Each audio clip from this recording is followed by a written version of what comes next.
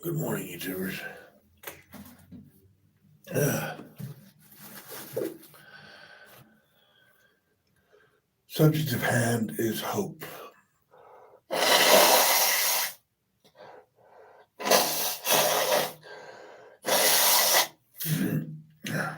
just found out. Well, I didn't. I found out at some point that the Greeks believed that the last curse inside of Pandora's box was hope.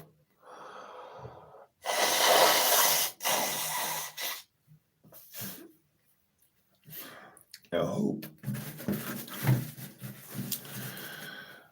hope is a kind of faith that things are going to be all right, that you're going to make it through, that things are going to get better.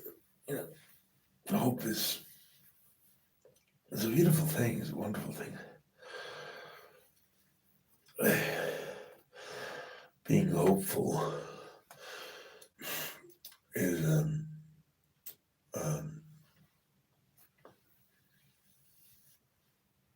a good state of mind. But above the gates of hell, it says, "Abandon hope, all you who enter here." You would have to wonder if um,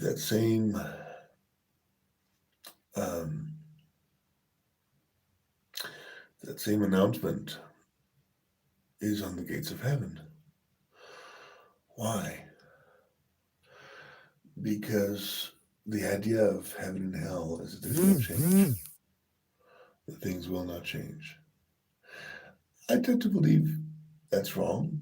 I tend to believe that, heaven is real but it's not eternal, and hell is real but it's not eternal because of my connection to the Hindu scriptures, which I consider a little bit more accurate in terms of heaven and hell and, all that stuff. Oh,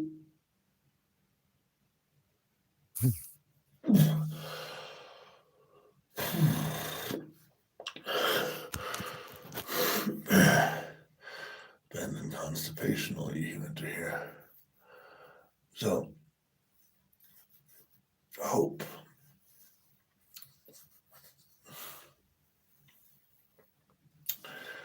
Why does Pandora think that hope is a curse? Because it blinds people to the reality of their condition. You know, um, I say that you're some poor Mexican that lives in a very poor neighborhood.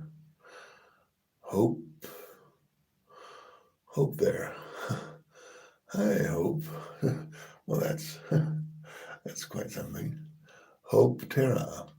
Hope Terra, nice to meet you. Have we talked one on one? I hope so. Um,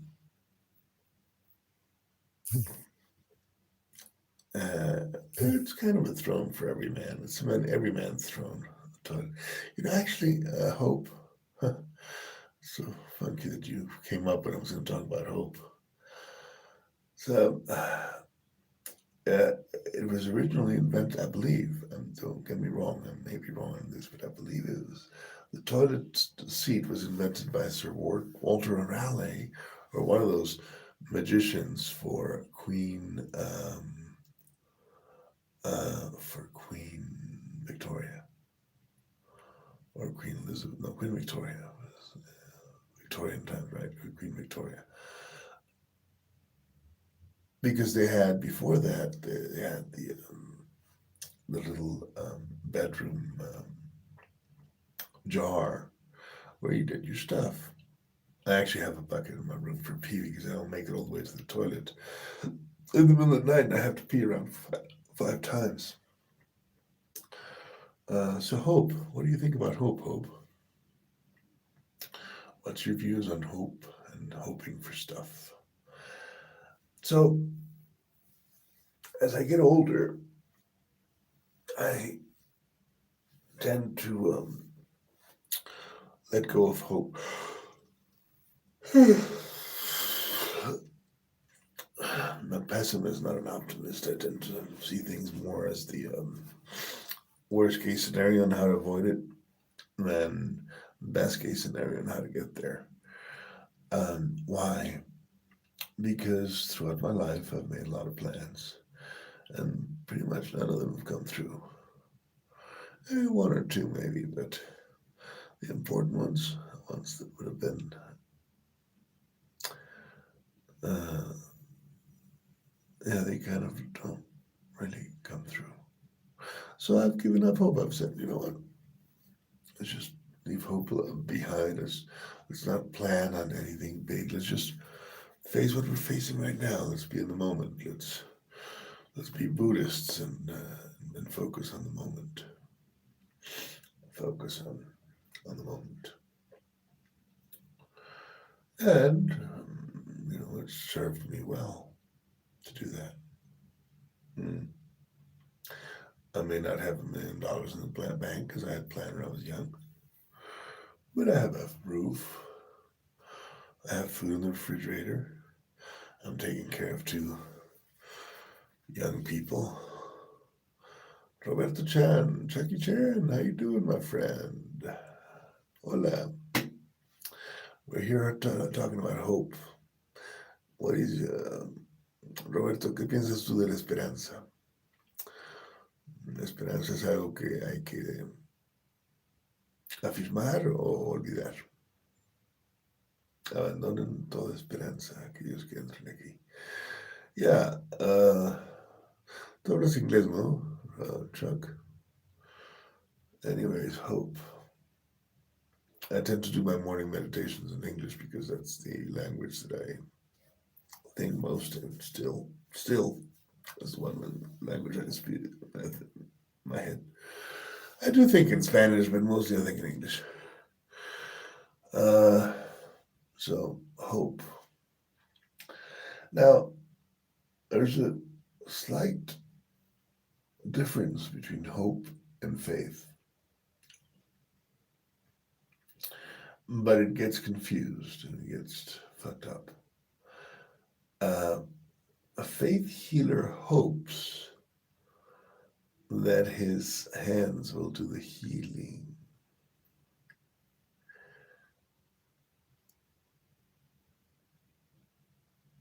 A scientist has faith that his experiment will work. Slightly different um, feel to it. I have faith that the creator of all is conscious and is aware and has given us consciousness to think about him or her or it. I don't think you can reduce him to a gender. More like singularity. It's more like a singularity. It's more like all genders. Anyways, the creator, well, I mean, to simplify it, we can do the creator. I do believe that entity is conscious and is aware, and it's somehow taking us down a rabbit hole into the truth of our own consciousness. I don't feel that. I mean, at some point, the Hindus say that Brahma creates the universe and then he gets inside all these different living entities and forgets he's Brahma. In psychedelic trips, that's kind of what happens. You gotta remember that you are the one and all. But you're not, because you're in this body. Obviously I'm not Brahma. I mean, my face is all pimply and I'm fat and my gray hair is gray. I'm not perfect at all. But I can remember through psychedelics the state of being that entity, that singularity, that black hole that Brahma Shiva devours all, um, and Vishnu sustains and maintains it. I can see myself in that realm of beingness where all consciousness fundamentally, I don't want to say dissolves because it's not dissolving, comes together into one singularity, one point of deep, profound gravity. Um,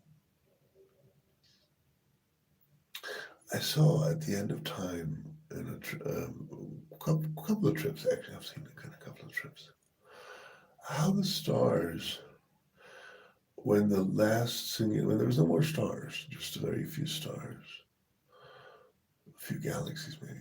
No, there was no galaxies, it was just a few stars left in reality and nothing else. How they kind of tried to shape themselves into human-like faces. First, human-like faces, then at the very end, reptilian and serpentine, and even, and then there was nothing. There was just one or two, and they're gone, and there's this profound nothingness. And then, everything. I'm back in this realm. I believe that to be a vision of the end of time.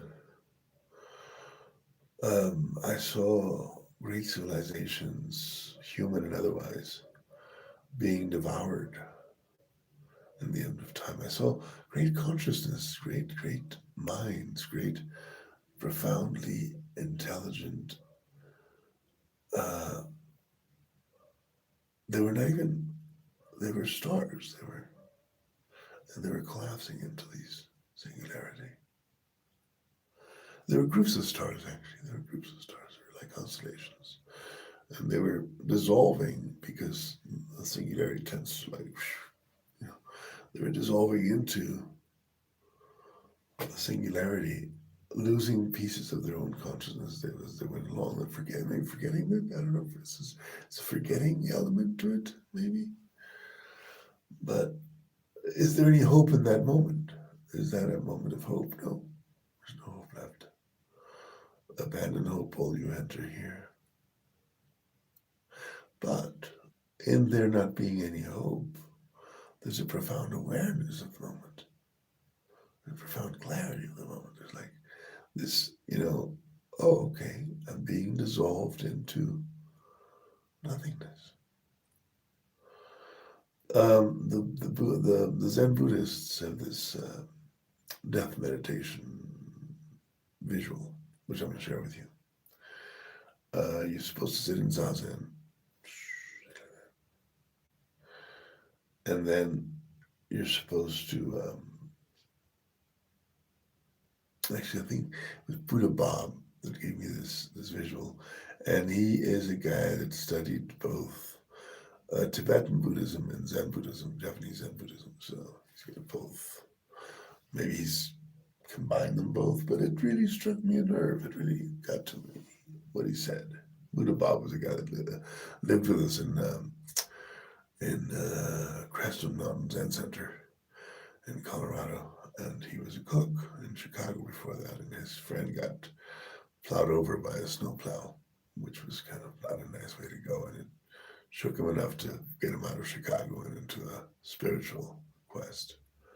So Buddha Bob, I called him Buddha Bob, his name is Bob, told me that you should sit in Zazen. I think it was Buddha Bob.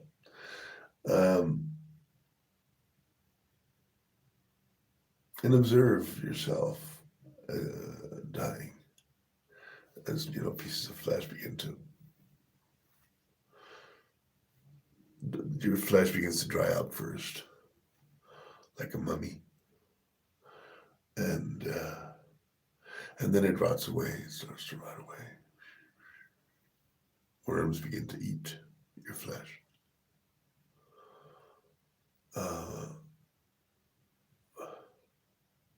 And then there's no more flesh left. There's just bones. But the bones are still sitting in meditation. And then the wind comes and starts to gnaw on the bones until they start to turn to dust. And then the dust is blown away by the wind. And in that moment, you understand your meditation. You understand meditation. You understand what it really is to meditate profoundly on your reality. I've had that meditation for years. I've been working on that meditation for years. Decades now. I've been working on that meditation for decades. And I find it very... Robert One, hi Robert One. I find it very appealing. I find it a very useful meditation. For instance, the mirror meditation, and the meditation of the mirror, it's a Sufi meditation that was taught to me by my father, which I also share with you. You're supposed to sit down and, quiet meditation and look in a mirror, or even stand up. You can do it standing up. But stand or sit in front of a mirror and do nothing, just observe.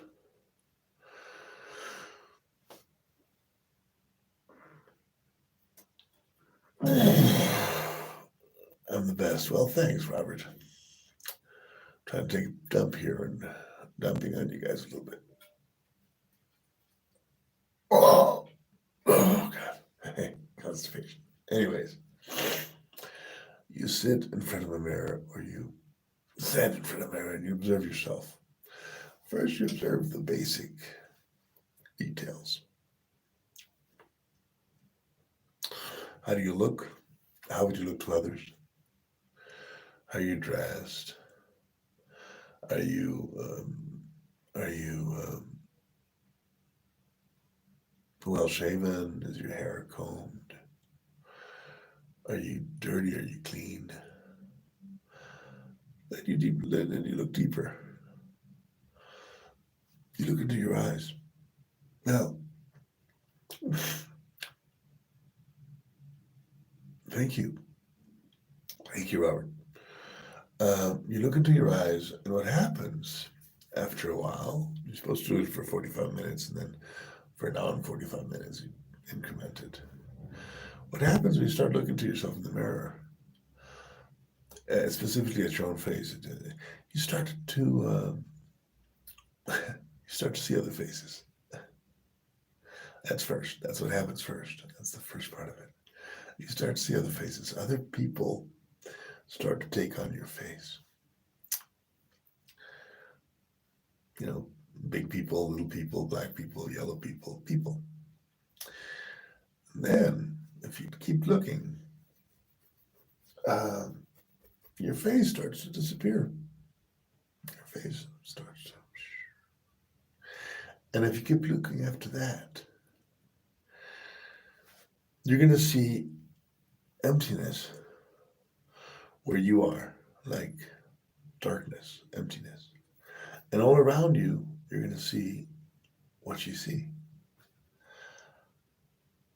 I've done that many times. I've done it sober. I've done it on shrooms. I've done it on weed. I've done it on LSD. First time you do it, it kind of fucks you up really bad. It really fucks with your mind. Because it's, no, you don't want to see that. But then when you do it a few more times, you get the joke. We are built of emptiness. We are empty. All our reality is what we're perceiving is the only reality, and it's empty because we are empty. When you do that, you start to trip on a very different level of what is important and what is not. People get so caught up in, this I want, this I need. And then you start to figure out that all of it is vanity.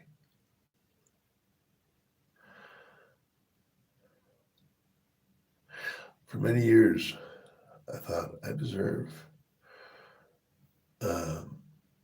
a waifu. I deserve a perfect wife. I deserve the perfect lolly wife. Huh.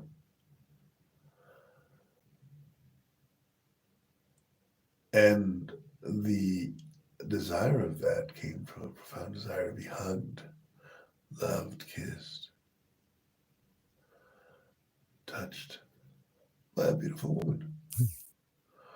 And that was my obsession. That was what I was looking for. That was what was important. Then I got angry because I figured, well, if I can't have it, there's something wrong with humanity. There's something wrong with everything. Let me remind you, by the way, that the subject of this video is actually hope. We're talking about hoping for stuff. Desire, hope, and faith are three sisters of the same nature. You have faith that you're going to go to heaven. You desire money. You hope for a better life. But it's always in the future. It's always what's ahead, not what's happening right now. Right now, what's happening is I'm taking a dump and I'm talking to you. There is no hope in that. There's no desire in that. Just doing it because, why not? Is there faith in it? What faith would I put on the act of taking a dump and talking to you guys? Put the faith that you listened, that you learned something from an old fool. Why?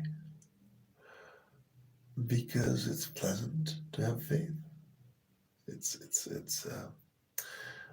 more pleasant to have faith than not to have it, than just for that. We have no guarantees in life. We have no guarantees. For all I know, you three guys are Roberto, and Chuck are the same person in three different computers. I don't know. Or it could be the three members of a group of cybernetic police, making sure that I don't say anything too dangerous or inappropriate. I don't know. I have no idea. Doesn't matter, does it? Because I have faith. I have faith that you listen to an old man taking a shit and then you learn something from it. So, hope and faith. Hoping for something that's a little bit more intense. It's like putting your faith on results. The Bhagavad Gita wisely says, seek no results. Don't worry about the results. Just act as you should, doing what you think you should. Right? It doesn't say what you should. It says act. Just act. I'm acting. I'm here taking a dump, acting with you.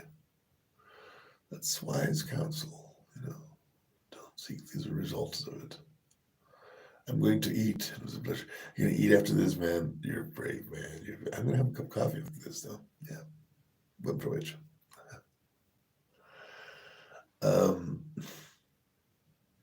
See you next time. You too, man. Thanks. Take care. Big hug. So hope, faith, and what was the other one? Desire. Hope and desire are also tied in together. You can't have hope if you don't have desire. If you desire something, hope for it. So why does it say on the gate of hell, abandon hope? All ye who enter here, why hope? Why not desire? Why not? Why not faith? That's an interesting question, isn't it? Why abandon hope? Perhaps because in hell, you simply know there is no turning back. Perhaps because in the act of hoping, you can change things. Perhaps if you hope for a better world, it can become a better world. Last show that I did on the toilet, I talked about toads and having a toad in every home. That's what I talked about. That was one of the things I talked about. I was actually talking about critical race theory. Interesting subject too. We could go into that again, but let's focus on hope right now.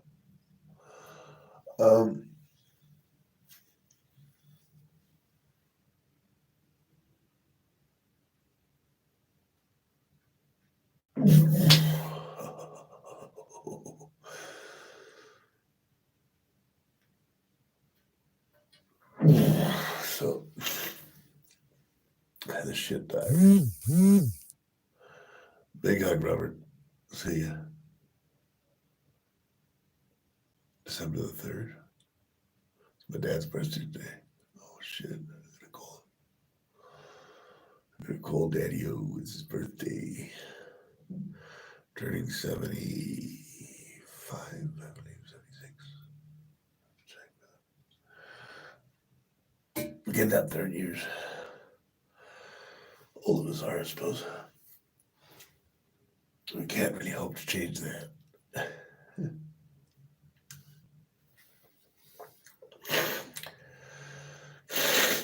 Now, what is time? Hope and time.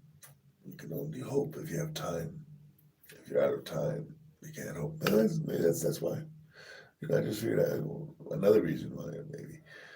The reason it says abandon hope all ye who enter here in hell is because you're out of time.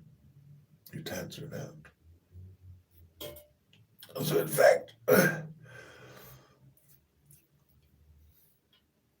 until the moment of death, you may be able to change the course of your afterlife. Once you actually die, that's it. That was your time on the. That was your time on planet Earth to do what you needed to do. And if you didn't figure it out, what you need to do, you're shit out of luck. Because there's no more hope to do it again or to do it better. And that's a very Judeo-Christian concept, by the way. The Hindus say, well, you'll be in hell for 1 million years or so, maybe 2 million years, maybe 100 million years. And then when you figure it out, when you finally figure it out, which will take a long time because hell is not a very pleasant place, you'll come back to another body and have a different chance. Now, the same happens in heaven. In heaven, you'll be rewarded for all your good karma. You'll be hanging out with the gods, chilling out as some deity. But eventually you figure it out and you go back. Heard a plop, great one. I thought you were going to go eat something, brother. Yeah, I'm a little constipated. Heaven, hell, and purgatory. Purgatory is a purely Judeo-Christian concept. There is no purgatory in Hindu ethos because it's just reincarnation. You just reincarnate. Now, my mother, who was the wisest woman I've ever met, used to say, if it's not, how did she say it? If it's not theological, it's pathological. Meaning, if you, well, that phrase has a lot of meanings, but one of them is if you believe in God or a religion and it's not true, what you believe in, well, it's just a pathology of your mind. It's just and she believed that because she tripped enough that she would not necessarily believe the entire Dharma. She wanted to. She really focused on believing those things but at the very end, she was angry with God because she felt betrayed by God or maybe by herself because she also believed she was God. Or she knew she was God, maybe. Maybe she knew that. By the way, believing you're God is the Luciferian path. Um, you can call it other things, but that's definitely one of the premises of the Luciferian path. I am God. That's, and it's fine. It's fine. Why Luciferian? Because it says there is no godly authority above me. I am the ultimate godly authority of my existence, which psychedelics do tend to demonstrate to a certain extent. I'm very cautious with that because I do recognize there are entities. Uh, George Derby, one of my teachers on the left hand path, said, there's devourers of souls like Krishna, Buddha, Zoroaster, Jesus. Why devourers of souls? Because your soul goes to them when you die, exclusively. there's no there's no midway. It's just you're going to that particular vision of the creator of the universe. And well, my experience with the creator of the universe is that it's a singularity. It's a, it's a huge singularity. The beginning and the end is not human. And it does have some human forms around it, like the stars trying to form human faces. But then they also try to form, reptilian faces or snake faces or elephant faces, like the last elephant. They're going to try to recreate the last elephant in this cosmic dust. Um, a lot of the lefties say we're stardust. We're made out of stardust. We're just dust. Particles that are trying to hold together. And there's a moment where particles just won't hold together. No particles will. So is consciousness a particle? Is there a particle for consciousness? If you smoke DMT causes something in your brain that disassociates you from the form of consciousness that you're accustomed to and takes you to a different form of consciousness. Is consciousness a particle?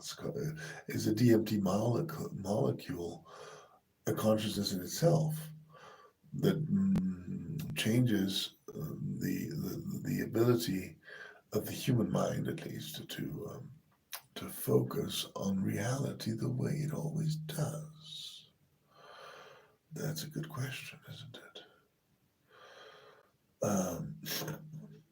So, yeah.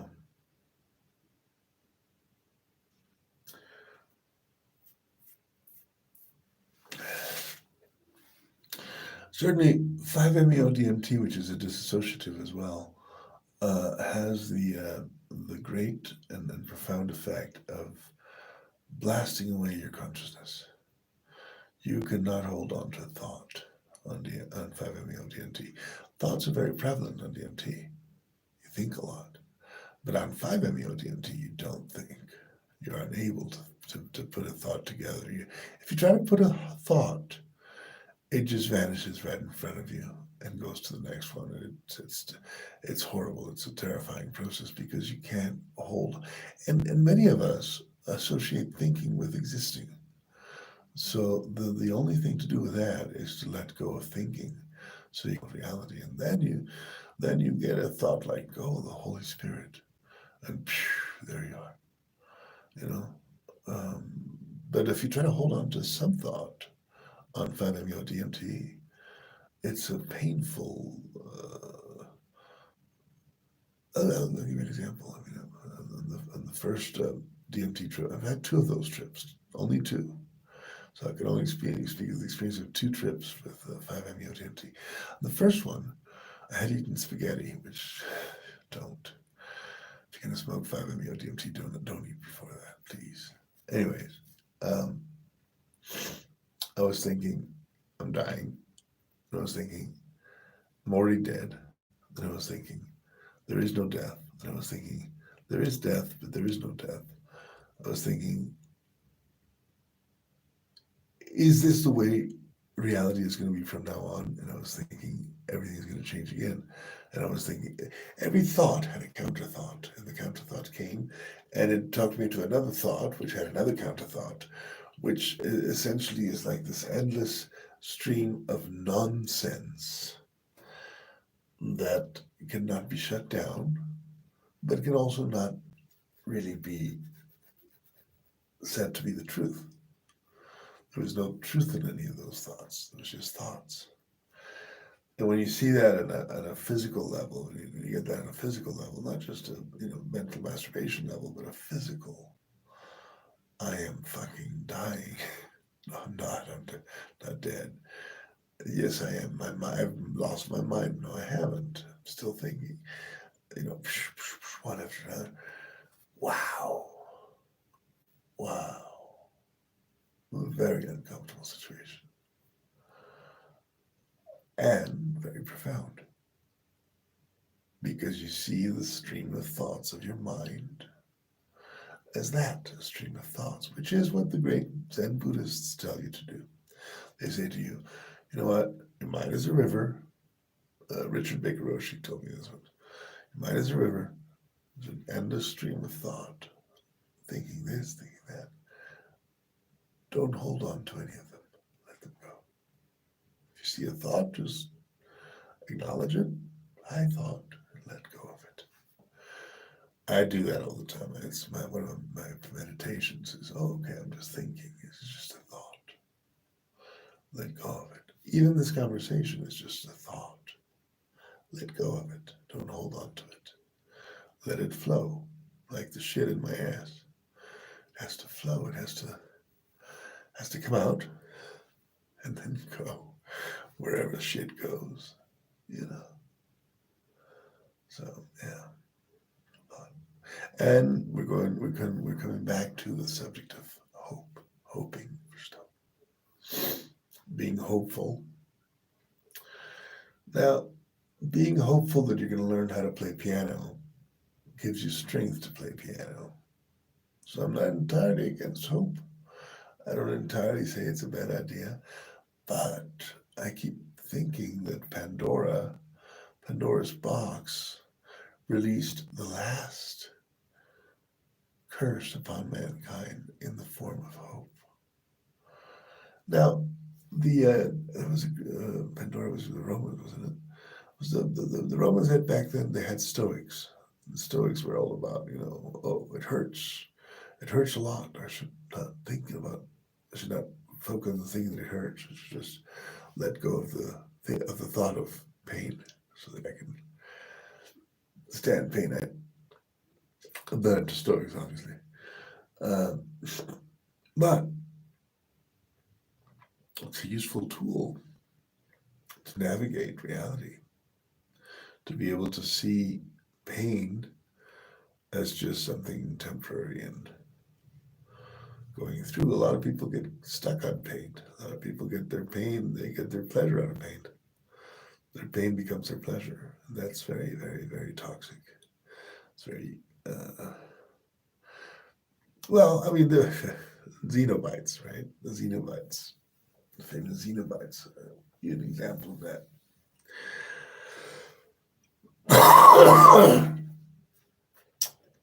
But if you think about the basic pain junkie, no pain, no gain. There's something profoundly disturbing about that. Yeah, I got it. I mean, I like tattoos. Tattoos cause you pain. It's definitely painful to get yourself tattooed, but that pain is addictive, and you want to do it again and again and again, because when the pain is gone, it's gone, and it's pleasant, very pleasant. So, yeah, you hope for lightness. You hope for light in the dark. You're in the middle of this dark space, dark realm. hellish realm, and you hope. Maybe that's the key to the word abandon, you know, let go of hope so you can be out of this place. If you hope to get out of this place, you're not going to get out of it. If you let go of hope and you just realize this is just thought, you're out. The desire for enlightenment is a form of hope. People spend decades, their entire lives inside of monasteries, meditating on how to become enlightened. Why? What dark desire propels that madness? So, hope. I'm done, but I'm not done. I think about 40-minute shit is about the right time to shit, especially when I speak with you guys.